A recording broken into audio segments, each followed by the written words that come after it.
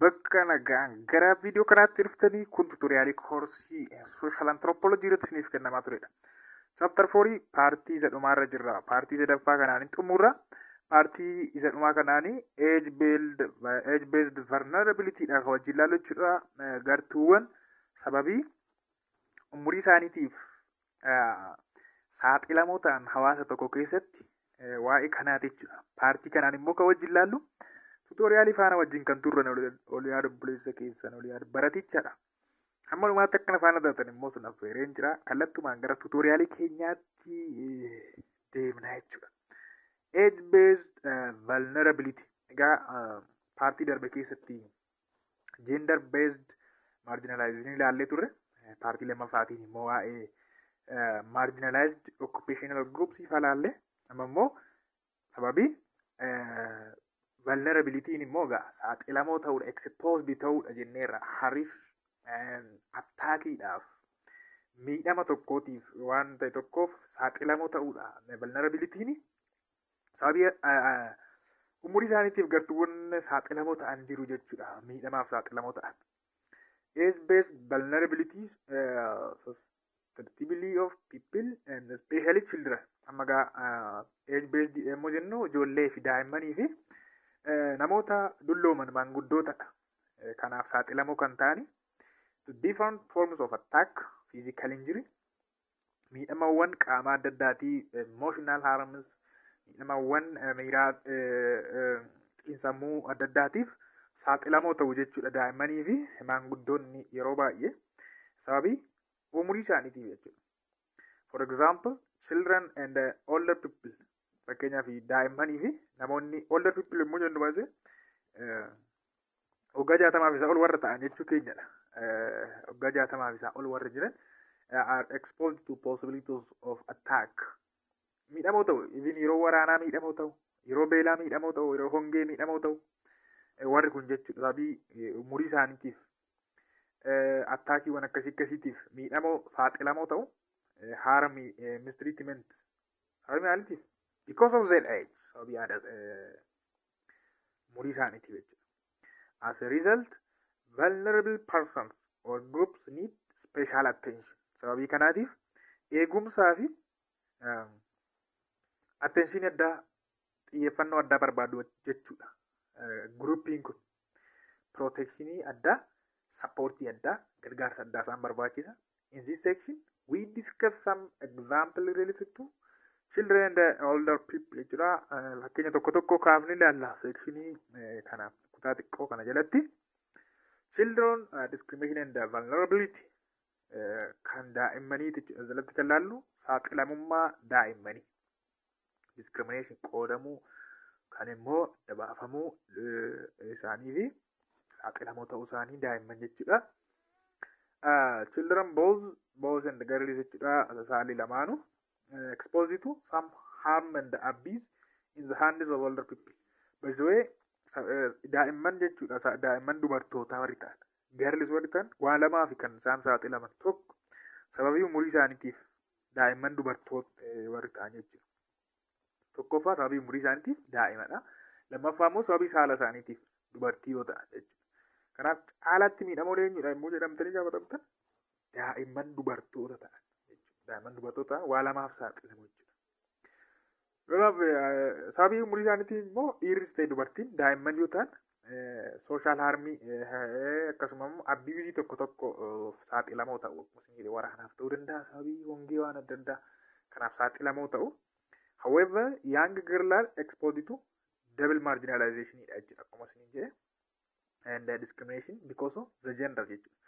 Tokko sababii koorniyaa isaaniitiif genderiin isaanii fiimeelii waan ta'aniif, lammaffaa immoo sababii umurii isaaniitiif double marginalizationiitu isaan mudata jechuudha. Child girls are exposed to various kinds of harm because they reach at the age of maturity jechuudha.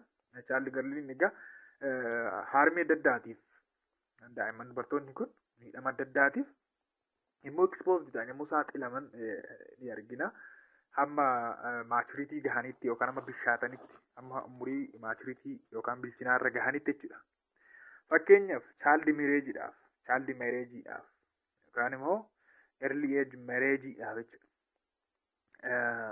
Umurii daa'imummaatti yookaan ijoollummaatti heerumsiifamu yeroo baay'ee aadaa biyya kanaa keessatti child marriage refers to marriage which involves girls below the age of 18. Minority keessa jiru warri kuni umurii waggaa 18 gadi warri jiran shamarran jechuudha. Kanaaf umurii waggaa 18 gaditti yeroo heerumsiifaman argina. Yeroo baay'ee shamarran jechuudha. Kun immoo child marriage dha. Early age marriage isa jennu jechuudha. It is still widely practiced in different regions of Ethiopia. Kutaawwan Itoophiyaa yookaan naannoo Itoophiyaa baay'ee keessatti egaa partiiwwan akkasii kun ni jiru hin beektu. International Human Rights Conventioniiwwan seera idil addunyaa keessatti tumaman baay'een isaanii baay'ee hin dhorku wanta kana. Violation of the rights of the child yookaan immoo practice yookaan gocha mirga daa'immaniitti bu'uudha jedhanii tumamanii jiru jechuudha. Prohibit ta'anii dhorkamanii jiru garuu practice irratti immoo aadaa tokko tokko keessatti still wanti kun raawwatamaa jira jechuudha. Maaliif kan isaan daa'imummaatti heerumsiifamaniif hin beektuuni? Tokkoffaa sababii ijoolleen daa'imman yerootti yoo hin heerumne ta'e durbummaa ishee gatuu dandeessi. Baaluu taayituu varjiiniitii akkasumas sababii ikoonomiitiif haa ta'uu danda'a sallaalla.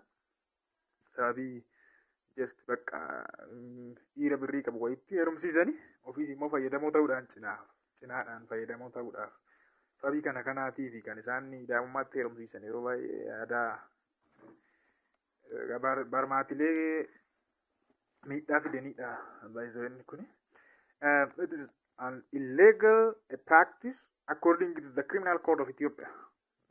Seera yakkaa Itoophiyaa keessattis immoo illeegaalidha jechuudha. Seeraadha yookaan immoo yakka jechuudha. Daa'imman waggaa 18 gaditti heerumsiisuun shamarran yakkadha. Illeegaalidha. Illeegaalii jechuudha kriminaalidha. Yakka illegaalii yoo jenna masootaan siviiliitti deemaa ta'eef kriminaalidha jechuudha. Kiraayimiidha. Consequence of child marriage.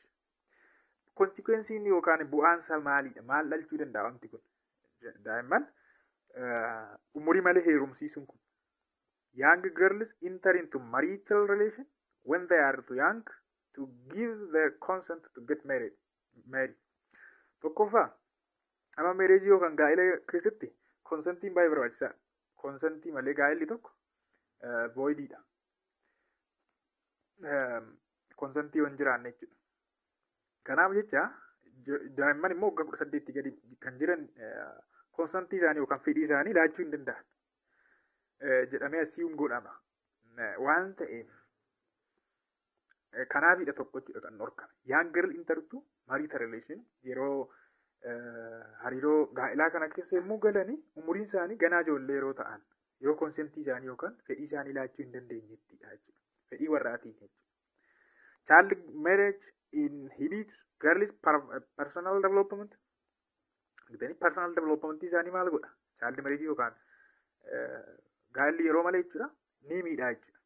Ni miidhaa guddina qaamaa isaanii ni miidhaa. Hinders girls' chance to education. Carraa barumsaa isheetti gufuu ta'an baratiin heerumtii. And a future professional development. Asuma immoo guddina hojii ishee gara fuulduraa maal godhaa? Hinder godhaa jechuudha ni miidhaa. Irraattisaa jechuudha. Child marriage exposes girls to sexual abuse by their older husbands. Sexual abuse beektu akkasuma domestic yommuu ta'u domestic violence tu uumamaa jechuudha. Domestic violence jechuudha. Sexually yommuu abuse godhe yommuu dirqisiisee gudeedu mana keessatti gudeeddillee akka seera biyya keenyaatti illee gudeeddiin jedhamu. Older husband isaaniiti yookaan immoo abbaan manaa isaanii umuriidhaan baay'ee isaan kan caaluudha waan ta'eef baay'ee miidhamoo ta'u jechuudha. Just wal madaalliin hin uumamu jechuudha. Umuriidhaan baay'ee waan isaan caalaniif warra isaan fuudhan kun kanaaf saaxilamoo ta'u exposed ta'u vulnerable ta'u jechuudha. Keessumaa shamarran umurii malee immoo heerumu. Child marriage leads to early pregnancies. Early pregnancies dafanii ulfaa'u umurii malee ulfaa'u which increase risk of disease. Kun immoo riskii dhukkubaa ni dabala. Complications during delivery yommuu da'umsa irratti complication yookaan walxaxiinsa adda addaatu mudataa jechuudha. Miidhamoo ta'u karaa kanaanis feestullaadhaafis miidhamoo ta'u feestullaan sababii older husband yookaan immoo abbaa manaa isaanii umuriidhaan isaan caaluun irra deddeebiidhaan yeroo gudeedaman sexual intercourse yommuu irratti raawwatamu fincaan isaanii qabachuu dhiisuu feestullaadhaaf saaxilamu jechuudha. And the death of the mother or child during delivery jechuudha yommuu dahumsa irratti du'uu danda'u. Even lubbuudhaan jechuudha. Akkasuma immoo daa'imni dhalatus du'uu danda'a. Kun egaa child marriage irraa kan dhufudha.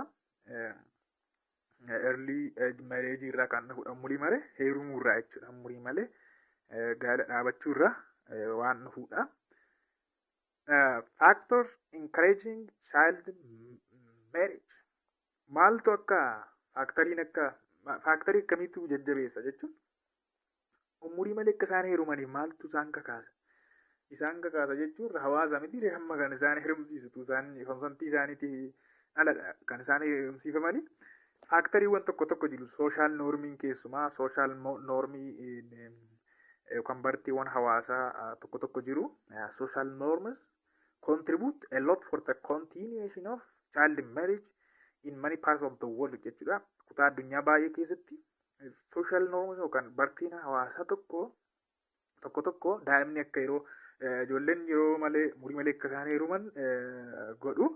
Parents and relatives protecting girls from premarital sex gaa'ela saalqunnamtii gaa'elaan dura ittisuudhaaf jechadha kan nuti akkas goonu isiniin jedhu. Yeroo baay'ee immoo gaafattanii kana jechuun utuu hin heerumin akka isheen nama biraa wajjin hin ciisne akka isheen nama biraa wajjin saalqunnamtii hin raawwanne.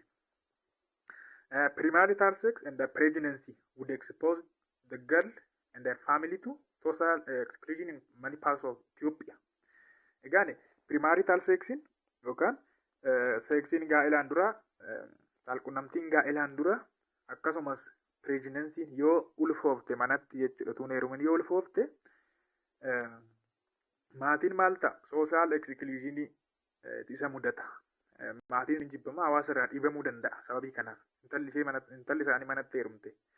Intalli isaanii bar durbummaa gatte manatti nama akkasii jinciifte jedhamu. Kana sodaachuuf jechuudha. Dursan dafanii kan isaan heerumsiisanii fi the value what jitu virginity is another driver of child marriage. Akkasuma virginity gatiin virginityidhaaf kennamu yookaan durbummaadhaaf gatiin kennamus sababa tokkodha. Durbummaa akka isheen hin ganneef daftee haa heerumtu.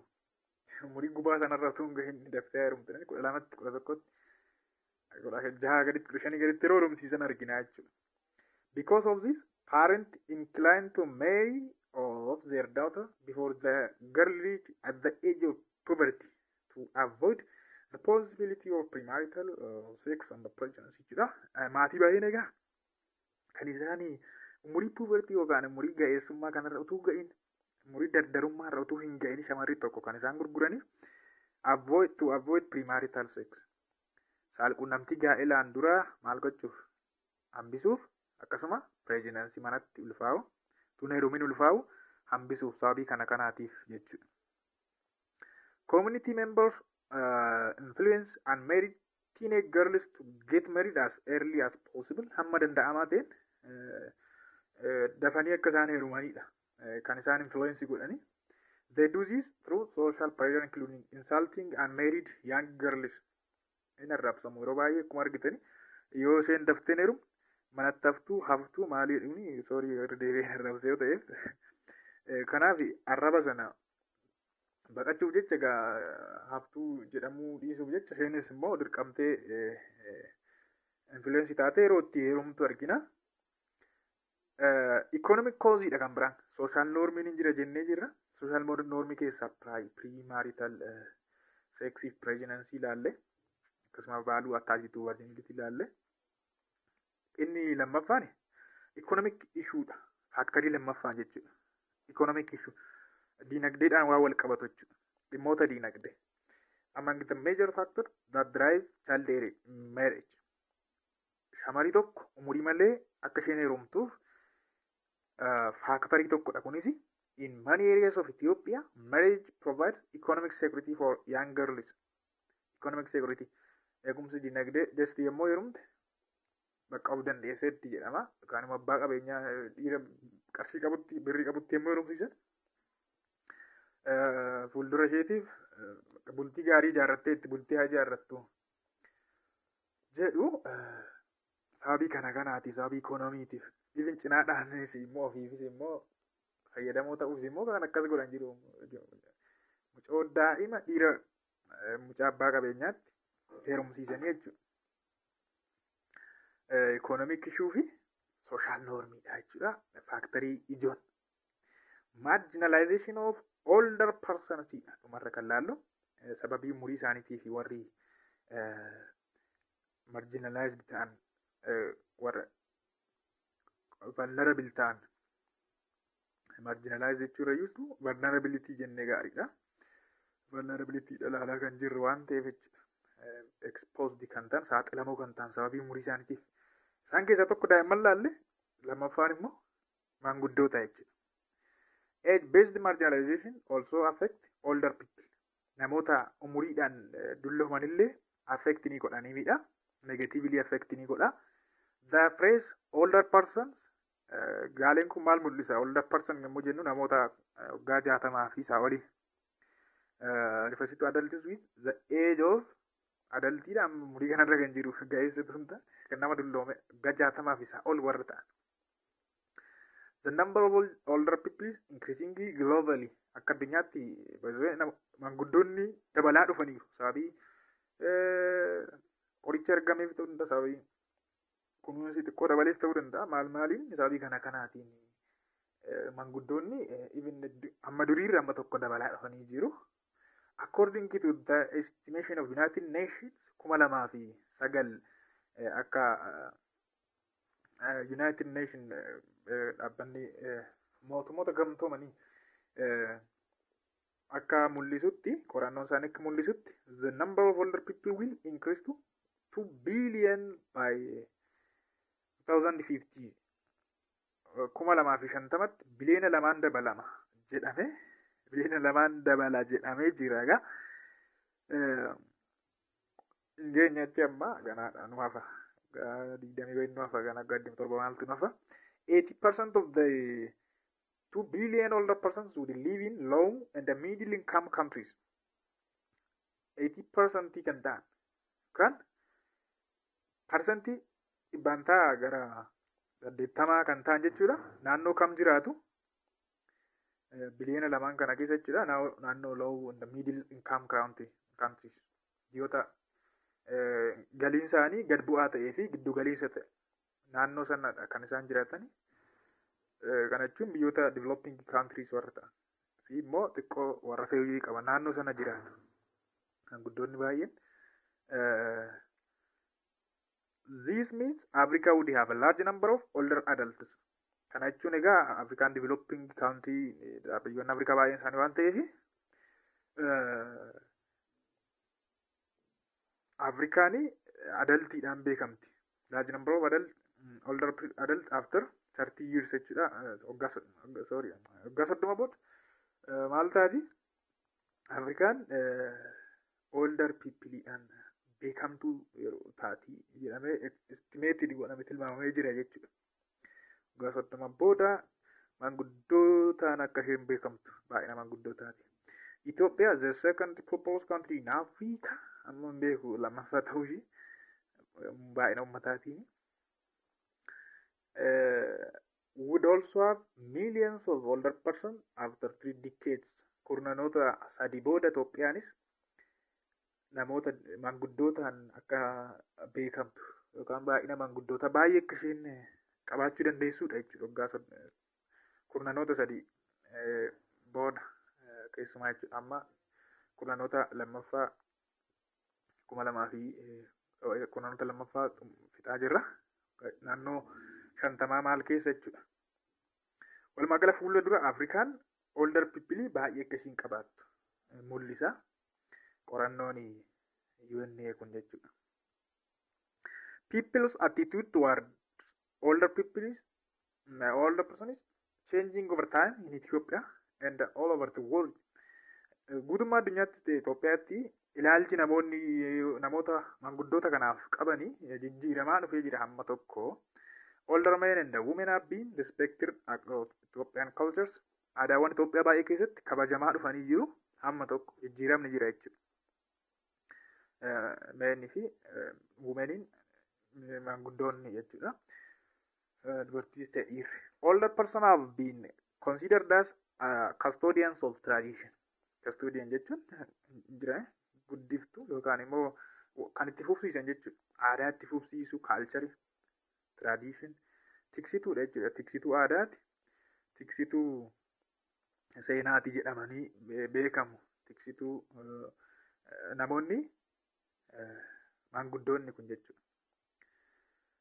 The role of older person has been crucial in monitoring younger people. Namoota keessumaa dargaggoota kana